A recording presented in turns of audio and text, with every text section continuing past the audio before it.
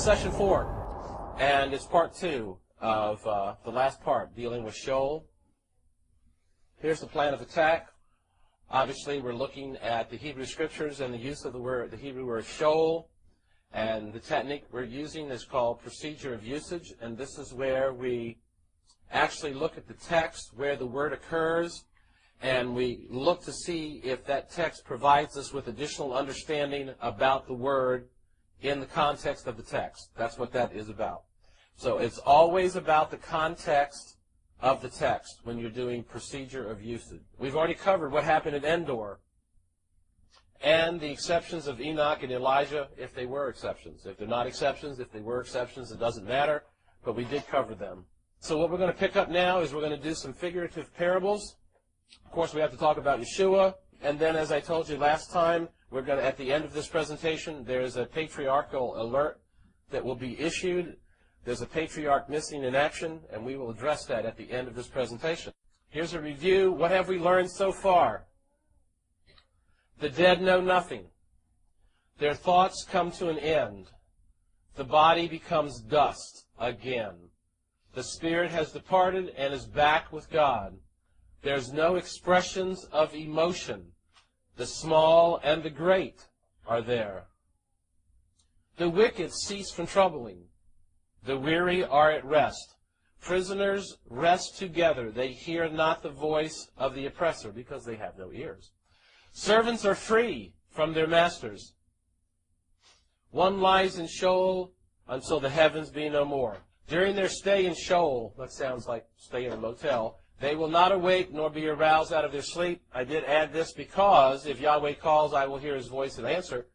We saw the testimony of Moses. Moses died, Moses was called, Moses made an appearance. We've got scriptures to support that. Okay, figurative parables. The first one is Ezekiel 31. Now some of these are three sets here. I'm going to talk a little bit more detail about the Isaiah text. This is why I sent this out to you, so you could read it within the context of what's going on.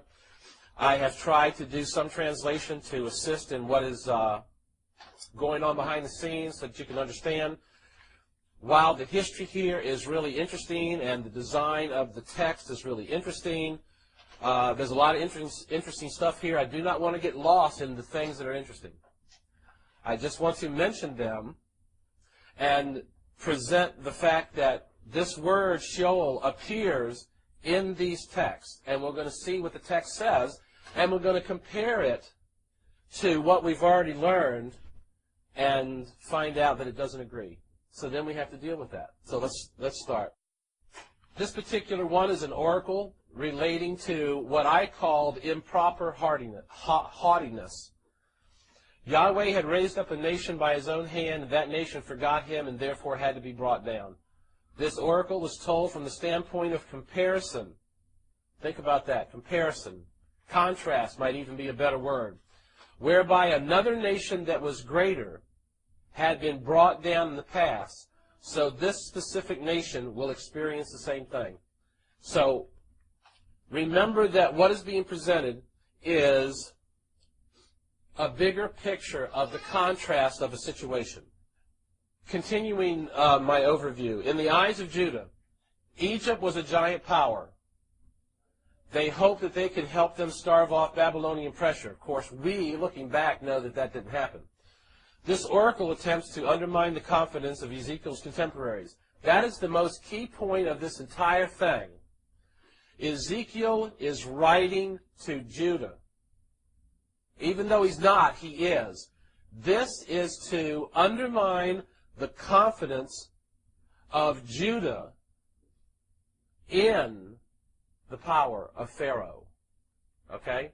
And I'm going to try to remember to restate that as we go through here. This oracle attempts to undermine the confidence of Ezekiel's contemporaries by contrasting Egypt's greatness with a nation who was greater, but now lies in ruins. There's your contrast comparison theme again. And here is what you need to know. If Assyria could fall, so could Egypt. That's what we're dealing with. All right, let's start looking at the text. To some degree, I have filled in some information, also tried to make the text a little more clear to read. So if you have a problem with my translation, then just let me know. We'll see if we can work through it. It came to pass in the 11th year, in the 3rd month, in the 1st day of the month, that the word of Yahweh came unto me, saying, okay, I put in, if you don't know that this has to do with the carrying away of the king, it's like, well, what is the 11th year in the 3rd month and the 1st day? What are we talking about here? But if you have a chronological timeline that you can link it to, then you know, oh, this is taking place right then. So that's why I added that for you. Verse 2, Son of man, say to Pharaoh, king of Egypt, and to his multitude, to whom of your class can you fitly be compared to by an objective beholder? The answer, which isn't in the text, but I'm telling you ahead of time, the answer is to another great king greater than you, but nonetheless fell. That's the unspoken answer here to this rhetorical question. Verse 3, consider Assyria, once a cedar in Lebanon. Do we really believe that the nation of Assyria was once a tree? Realign your thinking. This is not a literal thing to be understood. Assyria was never a tree. Okay? With beautiful branches overshadowing the forest, it towered on high, its top above the thick foliage.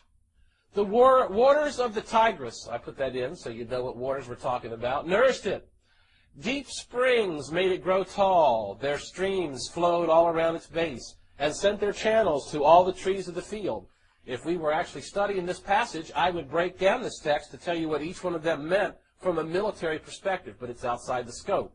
But just understand, we're talking about a tree parable. It towered higher than all the trees of the field. Its boughs increased, and its branches grew long, spreading because of abundant waters. All the birds of the air nested in its boughs. All the beasts of the field gave birth under its branches. All the great nations lived in its shade. You know it doesn't mean all, right? It ain't all. I can assure you that the polar bears in Alaska did not travel down to Assyria to give birth and then travel back to Alaska. I'm going to put money on that. Okay? So just understand the context of what is taking place here. It was majestic in beauty, with its spreading boughs, burrows, whatever that word is, for its roots extended to many waters. The cedars, are you ready? The cedars in the garden of God could not rival them. Now, what do we know about creation? It was good. It was good. It was very good. Oh, but it wasn't good enough, because the cedars in the garden of God rivaled this tree. What's being said here? Think about contrast. Think about metaphorism. Nor could the pine trees equals its boughs, nor could the chestnut trees compare with its branches. No tree in the garden of God could match its beauty. Who is this to? People who know about the Garden of Eden, Judah. They know the story. And remember, what are we trying to do? Undermine their confidence in a foreign power. Because instead of taking the authority of the Almighty and letting Him be the king or the one who was guiding you, we're going to take our allegiance and put it into this foreign power over here. Yahweh made it beautiful. It actually says, I made it beautiful, with abundant branches, the envy of all the trees of Eden. Come on now. Do you really think that the trees in the Garden of Eden were experienced the emotion of envy over the Assyrian nation 4,000 years later? Therefore, this is what the sovereign Yahweh says. Because it is high in stature, and it has set its top among the clouds, and its heart is haughty in its loftiness, and I put in here, the pride of the affluent who forgot God, I have therefore delivered him into the hand of a mighty one of the heathen, for him to deal with according to their wickedness. I cast it aside, and the most ruthless of foreign nations cut it down and left him prostrate. Think about that. Cut a tree down, left it laying on the ground.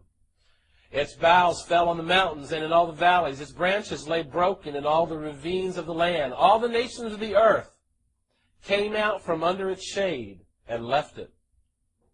Desertion. All the birds of the air settled on the fallen tree, and all the beasts of the field were among its branches. Therefore, no other trees by the waters are ever to tower proudly on high, lifting their tops above the thick foliage. No other trees so well watered are ever to reach such a height. They are all destined for death, for the earth below, among mortal men who go down to the pit. Looks like we have changed a little bit here. 15. This is what the sovereign Yahweh says. On the day Assyria was brought down to Sheol, I caused mourning for him. Assyria was greater than the Garden of Eden in this tree parable. And the trees in the Garden of Eden experienced envy over this. I caused mourning for him. As mourners cover their heads in a token of mourning, I covered the deep springs for him. I held back its streams, and its abundant waters were restrained. I caused Lebanon to mourn for him, and all the trees of the field fainted for him. Still nothing literal here. I made the nations to shake at the sound of his fall, when I brought him down to Sheol with those who go down to the pit. We'll talk about this passage again, but I just want to bring to your attention, I made the nations to shake at the sound of this cedar's falling, which would be the nations outside who are looking at the greatness of Assyria, and then when Assyria is taken down by the Almighty, they're like, whoa. Then all the trees of Eden, the choicest and best of Lebanon, all the trees that were well watered, were comforted in the earth. The trees, let's take it again, trees of Eden, the choice and the best of Lebanon, the trees that were well watered, were comforted in the earth below. What are we talking about? The figure of speech here is we're using trees to talk about nations. They were comforted in the earth below because so great a king as the Assyrian was brought down to their level. 17. They also went down into Sheol with him. Everybody's going down to Sheol, it appears. That is, those that had been killed with the sword. Those who were allied militarily. Let's think about it. Go back to the beginning. What did I say? We are putting forth a story to be submitted to Judah, who wants to ally themselves militarily with Pharaoh of Egypt, when Assyria had allies that were militarily involved with them. When Yahweh took down Assyria, he took down those that were allied with him. Therefore, if you ally yourself with Pharaoh and I take down Pharaoh, what's going to happen to you, Judah? That's what this verse is saying. I know it's convoluted, but I didn't write this. I'm just telling you what I'm understanding, okay? They also went down into Sheol with him. That is, those that had been killed with the sword and those who were allied militarily, having therefore enjoyed his protection among the nations. What does that mean? If you were to form an alliance with Assyria, then to some degree Assyria would look out for your interests, probably when it benefits their interests, but the text doesn't say that, but I'm just saying. All right, 18. Which of the trees of Eden, this is the summary statement, which of the trees of Eden can be compared with you in splendor and majesty? It's rhetorical. So that's why there's no answer listed. Yet you too will be brought down with the trees of Eden to the lowest parts of the earth below. You will lie among the uncircumcised with those killed by the sword. Who are we talking about? This is Pharaoh and all his hordes, declares sovereign Yahweh. So what has happened here? Judah, let me tell you a story. There was a nation that was great and mighty, and I built them up. And I did this, and I did that, and I did something else, and they were great. Then they became prideful, and I had to take them down. and everybody that was allied with them, I took down with them, and I stuffed them all in Sheol. So, you might want to consider again whether or not you want to become allied militarily with Pharaoh, because I'm letting you know right now, I'm taking Pharaoh down too. So make your choice. Here we go. That's what we got. This is what this is talking about here. All right, let's continue. Here's 18 again. All that has been said of the Assyrian, consider as said to thyself, Pharaoh, to whom art thou so like as thou art to the Assyrian? None. Thus saith the sovereign Yahweh, Pharaoh's end shall be the same humiliating one as I have depicted the Assyrians to have been. It's an interesting approach that our Heavenly Father took. He was trying to let them know that the decision they're about to make is a bad one. Somewhat convoluted, but you can see how he's using this. Let's look back. The overthrow of Egypt is illustrated by that of Assyria, a greater nation, using a tree parable, or tree story. Yahweh instructs Ezekiel to speak to Judah about the Pharaoh. Say to Pharaoh, who can be compared with you in majesty, let's consider Assyria, who was a greater nation. Yahweh describes the greatness of Assyria using figurative terms about trees. Yahweh made it beautiful to the envy of all the trees in Eden. Once again, not to be understood literally. In its heart, Assyria became proud because of how great it had become. Therefore, Yahweh delivered Assyria over to her enemies so that her iniquity could be dealt with. She was completely cast aside. Brought her down to Sheol. I made the nations to shake at the sound of your fall when she was brought down. And the key statement, I also sent down to Sheol those who were militarily allied with her. In this passage, you can see that the word Sheol takes place. And you know what we've already seen from all of the other scriptures we've looked at. In this thing here, there is the appearance of a consciousness in Sheol when these events take place.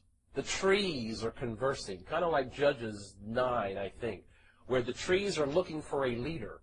And so they talk to the bushes and the flowers and some other things. And finally somebody agrees to lead the trees. Probably not a literal application.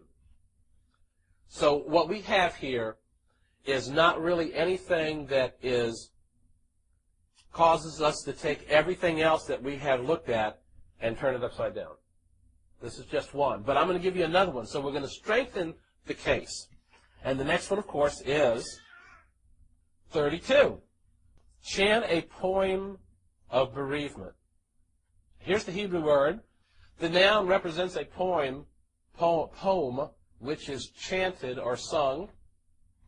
It is to be distinguished from other types of mourning, because other types of mourning is a different Hebrew word.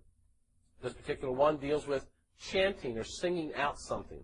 This is not something you see a lot today. As far as I know, all the funerals I've been to, I've never seen somebody there chanting. Now, there probably are some that do that, but I just haven't been to them. This lamentation was sung prophetically of impending death or destruction. This Hebrew word is used when there is impending death or destruction. So that is a key for us right there. Something is getting ready to happen. This Hebrew word says chant. And this last line here is from a theological word book of the Old Testament. It came to pass in the 12th year, in the 12th month, the first day. Okay, that's a year and a half later. Once again, you have to know about the king and the carrying away of the king, so you have a chronological line to work with. So this is a year and a half later. The word of Yahweh came unto me, saying, Son of man, chant a poem of bereavement concerning Pharaoh, king of Egypt, and say to him, You are like a lion among the nations. You're like a crocodile of the Nile in the seas, thrashing about in your streams, churning the water with your feet, and muddying the streams. Thus says sovereign Yahweh, I will cast over thee the nets of many nations. Okay, what do we have here? Pharaoh is not really a lion. And he's not really a crocodile. His nation is not a lion or a crocodile. So we have another figurative approach to understanding what the Almighty is going to do. He's going to cast over thee the nets of many nations. What does that mean? Does that mean that all these different nations have nets and they're going to go hunt crocodiles in the Nile? Probably not. That's not what it's talking about here. And will bring thee up with my hook. I will leave you on the land. What happens? I put this in parentheses. As a fish drawn out of water loses all its strength. What happens when you take it and put it on the land? That's what the Almighty is going to do. And hurl you onto the open field. I will cause all the birds of the heavens to settle on you, and all the beasts of the earth to gorge themselves on you. I've highlighted gorge because when I think of the word gorge on flesh, I'm thinking that probably the carcass is dead. That's what I'm thinking. I will spread your flesh on the mountains and fill the valleys with your remains. I will water the land. What was the Nile known for? Watering the land so that all the good things come up. I will water the land with your blood, and I will make it reach to the mountains. So we have a reversal of fortune, in a sense here. 7. When I snuff you out. This was a tough sentence to translate because of the figurative speech here. When I snuff you out, Pharaoh, you as a bright star, Pharaoh's not a star, but just follow the text, as a bright star, when I extinguish you from the political landscape of all these other nations, the going out of your light, all of the world is going to recognize that, whoa, a big one has been taken out. That's what this passage is saying. I went and really looked at the Hebrew on this text, and I was like, wow, this is tough. Anyway, so this is the best that I could come up with verse 7.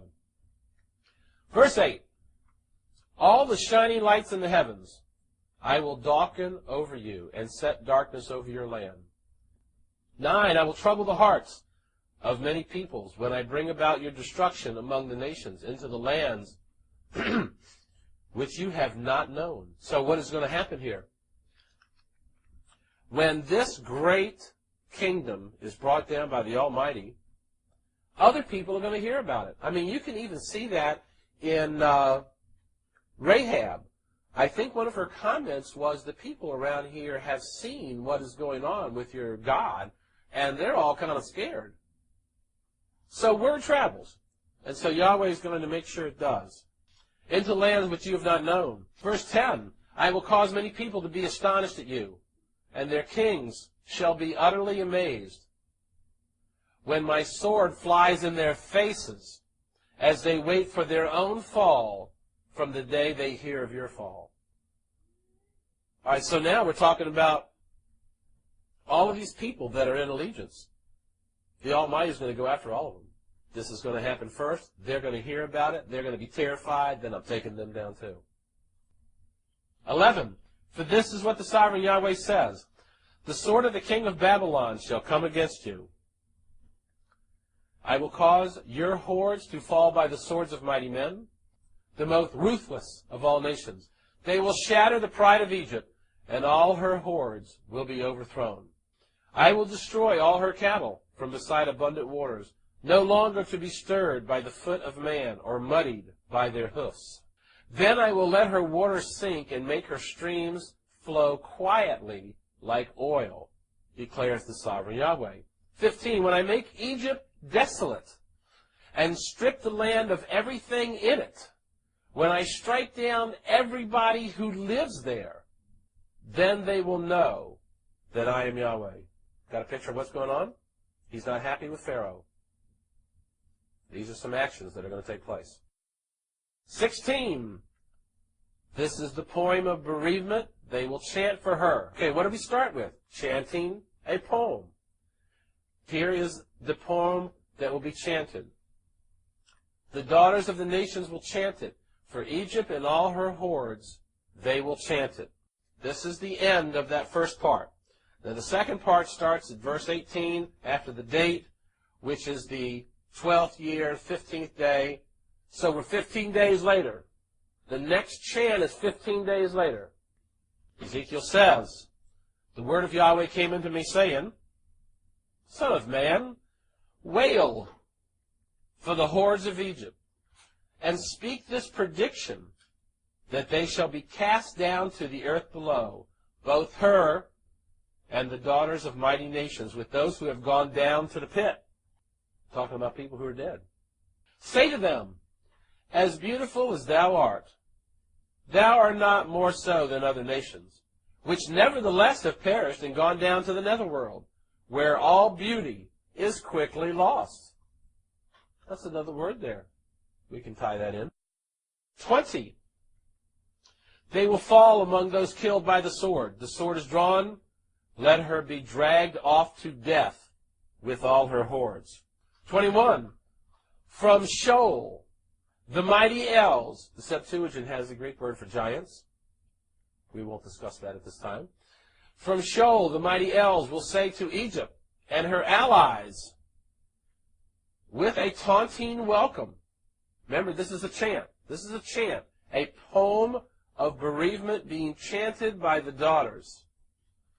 From Sheol, the mighty elves will say to Egypt and her allies with a taunting welcome, they have come down, and they lie with the uncircumcised, with those killed by the sword. Okay, if we take this literally, this means that all the dead now arise and taunt Pharaoh coming in. What the text is saying. 22. Assyria is there with her whole army. She is surrounded by the graves of all her slain, all who have fallen by the sword. We're going to go through a list of nations here, whose graves are set in the sides of the pit. I'll come back to that. And her army lies around her grave. All who have spread terror in the land of the living are slain, fallen by the sword. Now, sides of the pit. Archaeological digs have shown that they would cut out spaces in the side of a hill or the side of a mountain, and they would put in shells for people, and this is where they would put the bodies. And they found the bodies that way. And so this is the Hebrew text for that particular language. 24. Next nation. There's Elam, with all her hordes around her grave. All of them are slain, fallen by the sword.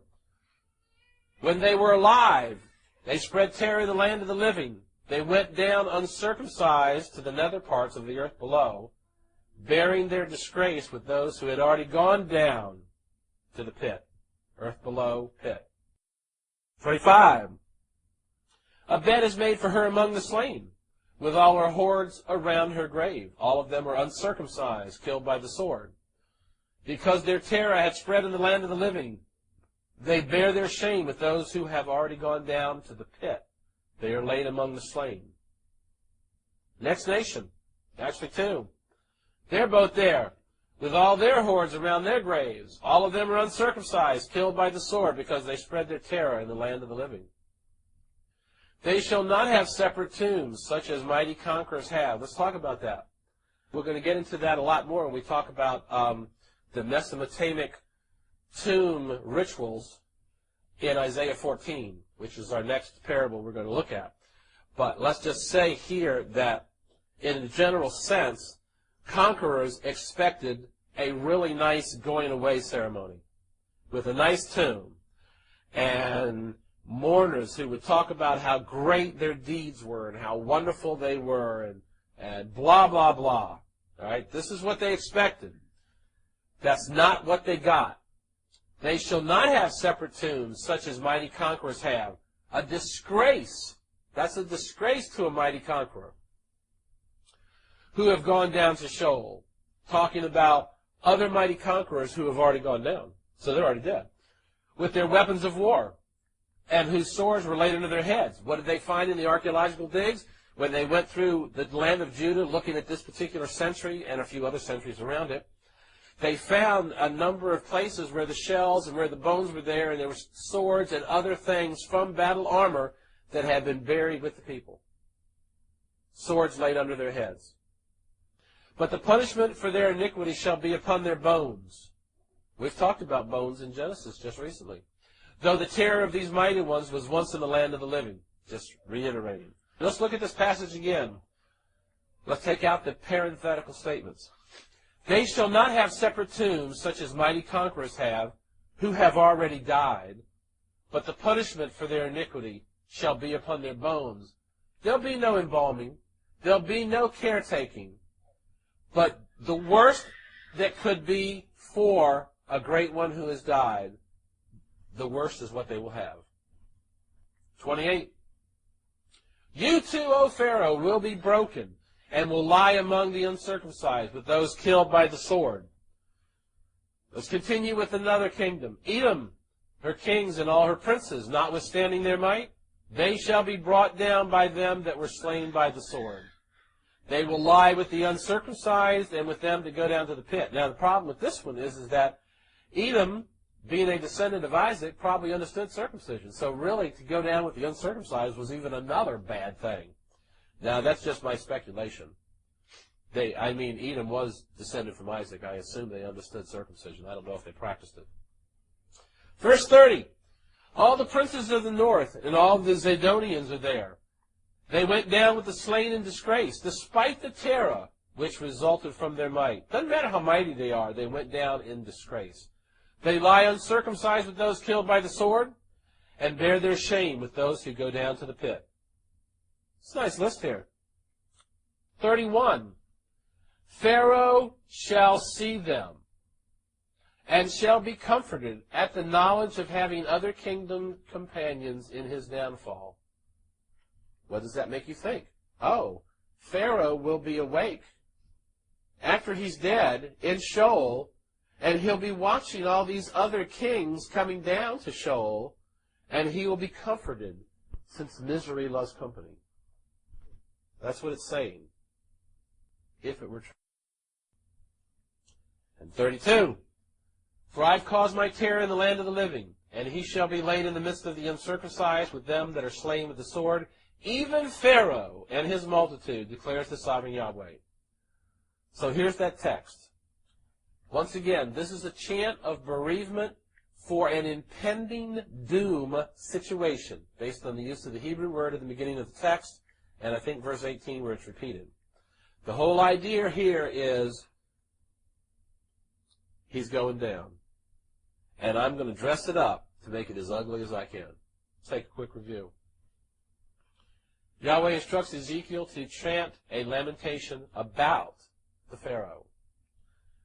Builds up how great Pharaoh is. Then he describes how we destroy him and its effect on the solar system. Now, you got to think about back then. You talk about the solar system and all the stars being darkened. That was pretty impressive. That doesn't impress us, but it probably impressed them. Because of how great Pharaoh was, his fall shall cause others to be astonished, and their kings, Rahab. After recovering from that shock, will receive another as Yahweh flashes his sword in their face, so they can anticipate what's coming to them. So, it's not looking good. That's why it's a chant of bereavement. The sword of the king of Babylon shall come against you, ruthless. I will cause your hordes to fall by the swords of mighty men. They will shatter the pride of Egypt. I will make Egypt desolate, strip the land of everything in it, and kill everybody there who's alive. Pretty thorough when you think about it. Pretty thorough here. I don't have any follow-up questions of what's going to happen to Egypt. Wail for the hordes of Egypt. As beautiful as thou art not more so than other nations, and they're all dead, and you can guess where they are. The mighty down there will say, metaphorically speaking, to Egypt and her allies, this taunting welcome. They've come down to lie with us uncircumcised. They say, Elam, Edom, Zidonians, Meshach, or something like that, Tubal, are already there. You too will be broken and go down to Sheol too. And then you will see them and you'll be comforted at the misery of everybody else. So here's a comparison of the text. Here's where the Sheol appears in the text. Here's where the grave appears in the text. And here's where the pit appears in the text. Some synonymous readings talking about the dead. We have seen two passages that talk about Sheol having a level of response. Sheol having a level of response. So what we have to understand is that do these two lamentation chants for the dead overturn all the evidence that we've seen for Sheol so far? This is a weight of evidence question, rhetorical. You can think about it as we move forward. Here, the dead are also said to be in the earth below. Okay, I want to talk about the word hell, which appeared in the KJV. I'm calling it the Old English. The word hellen means to conceal or cover. And helling of potatoes means putting them into pits in the ground. This is 1611, not today. We'll talk about etymology of this word later in this presentation. But right now I want you to understand that what we've been talking about in just these passages today, much less the passages before, is talking about putting these people into the ground, into the pits. So hell is the correct word if you lived in 1611. Confirmation of the certainty of deliverance from Babylon. This is another proverb found here. I think the word is mashal. I'd have to look it up. But it says, take up the proverb against the king of Babylon and say, how hath the oppressor ceased? How has his boisterous behavior ceased? All right, we're going to walk through this. Then I'm going to share with you an overview of this text. What I want you to understand is, once again, Mesopotamia, kingdom burial rituals, well established, well researched. We know what kings expected. Look at this from the standpoint of everything the king would expect, he gets the opposite. Consider that as we go through the text. Yahweh hath broken the staff of the wicked and the scepter of the rulers. He which in anger struck down people with unceasing blows, and in fury subdued nations with relentless aggression. Doesn't sound like a nice nation. But he's down now. So the whole earth is at rest and quiet. And they break forth into singing. So is that what the king would expect at his death? That everybody be rejoicing? Where's the mourning? 8. Even the cypress trees rejoice. Help me here. We're back to the trees again. The trees are rejoicing, and they speak, just like Judges 9. Since you were laid low, nobody's come and cut us down. There's a reason why that text is there. I'll give it to you after we finish this. 9. Sheol from beneath is excited over you to meet you when you arrive. What do you think? If we were to look at this with no contextual understanding of the history of Mesopotamia and the kings and the funeral rituals, if we just skip the context and go straight to, wow, Sheol's awake and alive and doing well today, we come away with one meaning. But if you understand that these kings had an expectation in Sheol, when they died, they expected a certain event to take place, and the opposite is going to take place. And I'm going to cover that, okay? But I want you to just read the text first before I confuse you. Sheol from beneath is excited over you to meet you when you arrive. It arouses for you the spirits of the dead, all those who were leaders of the earth. It raises all the kings of the nations from their thrones. And they all speak and say, ooh, you have become weak like us. You have become like us. Not what the king expected. All your pomp has been brought down to Sheol along with the music of your harps. Maggots are spread out as your bed beneath you, and the worms are your covering. Why is that in the text? Because their tombs, as have been excavated, have discovered certain things that they put in place to keep maggots and worms out. But the text is going to come against that and say, boy, this is the worst case scenario. Let's skip ahead to 18. All the kings of the nations lie in glory, each in his own tomb. Think about it. You have a nation, you have a king. When the king dies, you get the big burial, you get the big ceremony. It's got the big nice tomb. Could have people in there. He's probably got some food, probably got some maybe a table and a shovel and whatever else you need to make it through the underworld. I don't know. There's different things down there. It's a great glory, okay? Well, what about you? You've been cast out of your tomb like a rejected branch. Worst case scenario. Your body's covered with the bodies of dead soldiers. You didn't even get a proper burial. With those pierced by the sword, those who descend to the stones of the pit, like a corpse trampled underfoot. Once again, corpse. They were into purity. The worst case scenario is to have a dead corpse lying over you. So far, boisterous behavior ceases. They once were strong, have become weak like the rest of the inhabitants. So the question is, did they really speak? Did everybody in Sheol rise up and welcome them and say, ha ha ha, guess what? You're just like us, nothing. I have a tendency to think that that's not the case in this parable. All right, now let me read you a few thoughts concerning this that I wrote down. I just wanted to share. I didn't want to put it in the slide. Okay. The whole idea of this, we're dealing with Sargon. How many people know Sargon or heard of Sargon? When I bought my first computer in 1985, a Macintosh, I bought a chess program. It was called Sargon 3. At the time, I didn't know who Sargon was. But I always remember that chess program because it was good. Okay. It inverts the expected events for the laments of a king. So if we're going to lament a king, this is what is expected. Oh, but this is what you're going to get, says the Almighty. Rather than a catalog of the deceased's strengths and achievements, there's a list of false and grievances that have been suffered at the hands of this tyrant. So that is a reversal. Okay? You could call it reversal of fortune.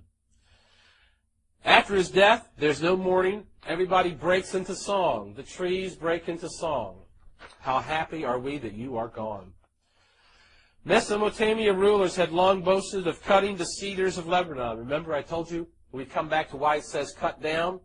This goes all the way back to the Gilgamesh tablets. You all are familiar with that because that is part of the Noahide story with the flood. All right, so there's a long history of this. By contrast, not only is the king mocked by the cedars, by the trees that he normally cut down, he himself is cut down. So part of the glory was cutting down the cedars. Instead, the cedars are rejoicing that you're gone, and none of them are cut down. The reversal of fortune. Mocking him in relation to the prototype of all the people who went before, and we can call it a myth if you want. He had a level of expectancy to live up to. This is the level, this is the bar that's been drawn for you, O king. And your propaganda shows that this is how you are declaring yourself. The reality, you yourself got cut down and the trees are rejoicing. Worst case scenario. Now, that's what happens on the planet. Let's go down to Sheol. The king does not receive the greeting he would have personally expected from there. What is that greeting? Standard Mesopotamian royal rituals presents a case where in the underworld, all of the royal ancestors are summoned, they're awakened, they welcome you to set you into a place of honor in the underworld. That's how they understood it to take place. What does the parable say? The parable says, nope, you're here and you're weak just like us. You are nothing. Reversal of fortune. Continuing, Isaiah 14 plays with the idea of the body being buried properly. But what does Isaiah say? Nope. We're going to put corpses on top of your body. You're not even going to get a tomb. Once again, reversal of fortune. Okay, so the curse employs every possible negative result that could take place. That's what's happening in this particular parable. Okay, now the next thing, we're not covering verses 20 and 21, but I will tell you what it says. I wrote it out later. It says, prepare for his sons a slaughtering block, so that the seed of the evildoers will never again be named. What is that talking about? How many people are here familiar with the second death? Well, you're not, because I'm going to tell you what the second death is for a Mesopotamian ruler. It is that your name is forgotten and nobody goes to your tomb and they don't provide you with the correct offerings and they're not tending to it. And if we can kill off all the kids of this line that nobody is going to come take care of your tomb and you will have experienced the second death, according to their mindset. And that is what is taking place in Isaiah 14. The worst possible case for a king. He's down. So, I'm not taking this parable particularly serious from the standpoint that when this particular king went down, Sargon, that everybody woke up and welcomed him down and said, "You're nothing." And then they all went back to sleep. I'm not convinced that's what took place. I'm just saying. Moving on. Yeshua went to Sheol. We all know this. But his soul was not left there. Let's talk about it. Psalm 16:10. For thou wilt not leave my soul. If the soul never got there, it can't be left. That means it got there. But it won't be left there. Shows up in the Septuagint. Same text. But guess what word is translated from Sheol? The Greek word Hades. We're all familiar with that because we've all read Homer. Acts 2:27 quotes this passage. Because thou wilt not leave my soul in Hades. So here, what are we learning? The Septuagint translators understood the original meaning of Hades to be the meaning of Sheol. We're going to have fun with that. All right. Continuing in Acts 2:30. David, being a prophet, knowing that God had sworn an oath that of the fruit of his loins, according to the flesh, he would raise up Christ to sit on his throne, seeing what was ahead, he spoke of the resurrection of Yeshua, that his soul was not going to be left in Hades or Sheol. One more passage. Hosea. Tell me where you think you know this passage, as you've seen it before. From the hand of Sheol I do ransom thee. From death I redeem thee. Where is thy plague, O death? Where is thy destruction, O Sheol? Septuagint reading. From the hand of Hades I will save them and set them free from death. Where's thy penalty, O death? O Hades, where's thy sting? 1 Corinthians 15. All right, we'll be there one day. Final summary. Notwithstanding these three parables, which are clearly not to be completely as a whole understood literal, because I'm not going to buy that these trees are having these discussions at the literal level. Okay? That's me. We've got a working definition of Sheol and a working definition of Hades using the procedure of usage technique. And it signifies the state of the dead in general without regard to the goodness or badness of a person, with no activity or knowledge whatsoever. So let's break it down line by line. No compartments. No levels have been mentioned. No separations have been mentioned. There's no river to cross to get to the entrance. There's no fee to enter. Proper burial not required to arrive there. Those already there have no power to keep others out. There are no thoughts or expressions of emotion. No forms of communication, unless Yahweh calls, notwithstanding our three parables. The spirit has departed and is back with God. Mankind lies in Sheol until the heavens be no more. I just took some of the high points. I didn't cover all of them. So now, what's next? Patriarchal alert. We're missing a patriarch. If you think you know who that patriarch is, do not shout it out, but you can raise your hand. Do you think you know who the patriarch is who's missing? I will tell you. Abraham's missing. There's been no mention of him being alive in any sense, including welcoming believers. There's no mention of paradise so far in any Hebrew text that we have seen. There's no mention of a blissful state of the righteous after they arrive. There's no mention of torture of the unrighteous after they arrive. We haven't found it. Not in that text. Now, we found plenty of it in the classics. But in this collection of texts, you can call it the Old Testament, the Septuagint, Torah writings and prophets. You can probably come up with another name. In that collection of texts, that is true. Question is, how much value does that have for you? Ooh, that rhymed. Okay, continuing. Moving forward, Hebrew Scriptures. We are done with Sheol. Hades. Hades, did you know that Hades got an extreme makeover? When it started out in Homer, you read it. You saw the text. You saw that it was just like Sheol. By the time we got to the 1st century, it was a party. And for those of you who have already started your reading assignment in 1st Enoch, you're already seeing what's going on. What's the etymology of hell? In 1611, hell meant to conceal or cover or put something into the pit in the ground. So hell is correct in 1611. So let's have some history of translation. Sometimes Sheol is translated as hell. Sometimes Hades is translated as hell, but it literally means an unseen place.